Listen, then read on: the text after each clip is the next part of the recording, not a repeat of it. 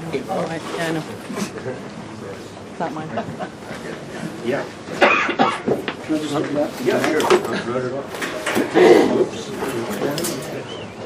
There you go. Great. Good evening. Eight. My name is Eddy Almeida. Thank you to the Greater Toronto Area Council for the invite. I'd also like to thank all of you for all your work and the work of your members. Together we stand for justice and equality.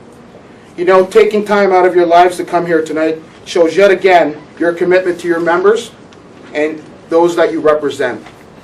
As an activist executive board member, I've had the opportunity to work with many of you, your locals and your board members. When I sat down to put some notes together for this address, I started by reviewing my notes from the past terms.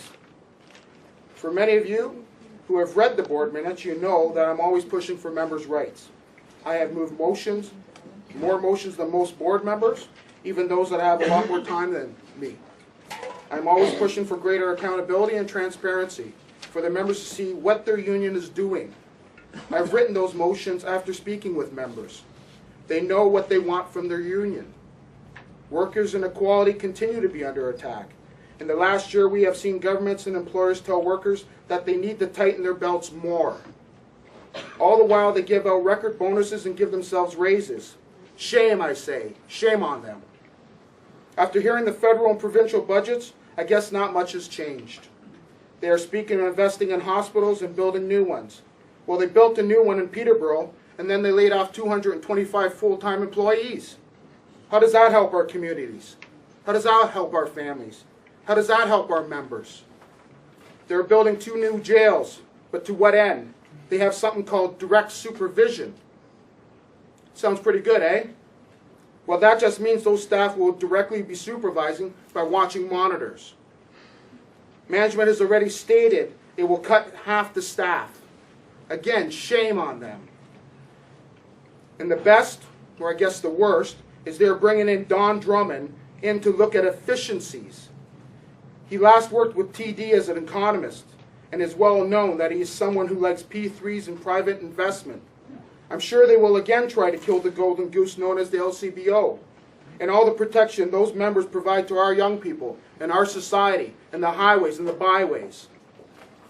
We know what we are fighting for is not just our rights and our future, but our children's future, our families' future, and the future of many generations that will come after us. We must not pay for the excess of Wall Street and Bay Street. I encourage you to join me in continuing to fight for our rights, and I promise you all that I will be there, right beside you, fighting alongside with you. Over the years, we've talked about the local health integrated networks, the LHINs. It's shameful that since 2007, these networks are getting larger with staff increases, providing not one direct service. The government is wasting over $55 million a year on this behemoth bureaucracy, yet no mention in this Ontario budget about it. We must work to train our members to fight the LHINs back and put the money where it belongs, into our society. So before I go further, I think you need to know what I stand for, what my platform is about OPSU and the First Vice President Treasurer. I believe that the members deserve to get timely information, like quarterly financial reports, not 1 week before a convention. I believe that the board should not audit themselves. Do you guys audit yourselves at your local? We should have members audit the board expenses. I believe in roll call votes, so all members that can't attend board meetings can see themselves how their EBMs are voting, so you can judge how we're voting, so you can dissect how the debate is going. Ultimately, I stand for transparency and accountability. That's how I feel, and will engage the members. Is that a signal? 1 minute. 1 minute, thanks, brother. Over the years, we've talked about injustices faced by casual and part-time workers. I know these injustices, as I was unclassified for 8 years when people were getting jobs in 1 year. I know the punishment that my family went through that all, and how they saw other people before me. And because I was a trade unionist, they treated me differently. I've been there. I've been in your shoes. I've always been committed to OPSU organizing in the broader public service, the BPS. I have been and am pleased to be personally involved in those drives. I know I don't have much time here, but I will say this, that tax breaks for the rich don't do us any good. Tax breaks for the corporations and not the lower companies and the mom and pop stores. That's not who they're giving the breaks to, folks.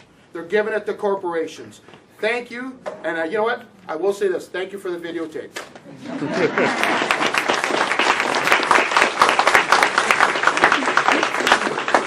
Next is Nancy Pridham.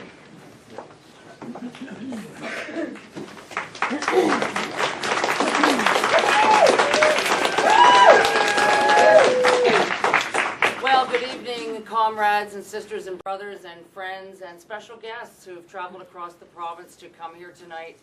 I want to say thanks. I want to say thanks to the Greater Toronto Area Council for hosting this debate. I think it's really, really important this evening.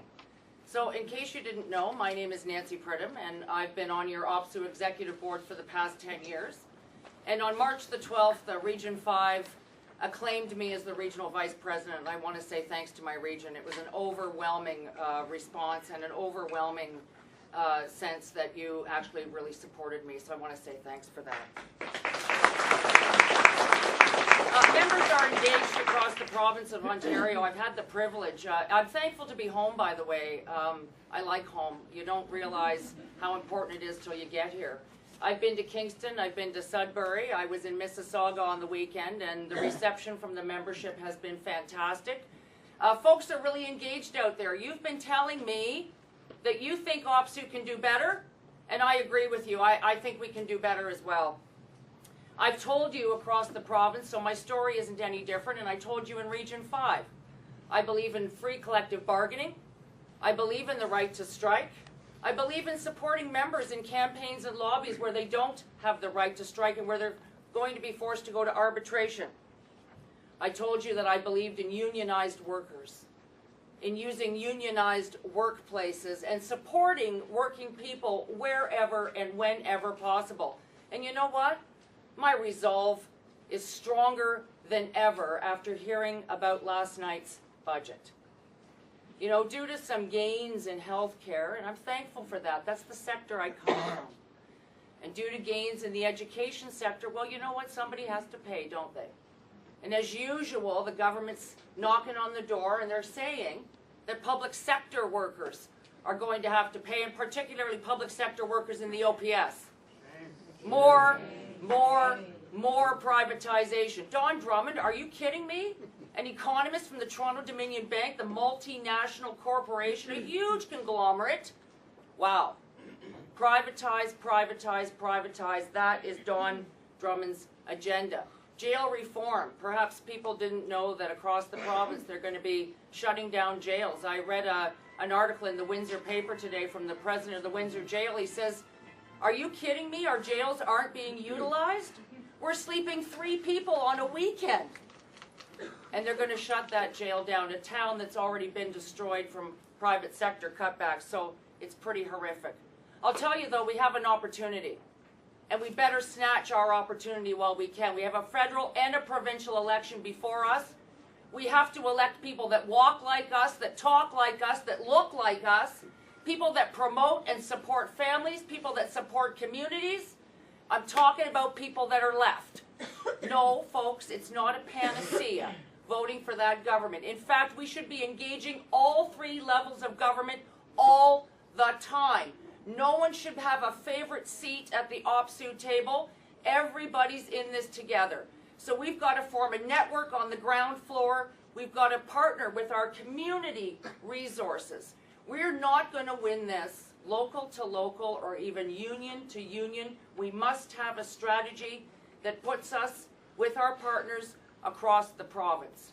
I know that OPSU can do better, and I know that you know OPSU can do better, and I'm asking you to elect me as the next president of OPSU. Thank you.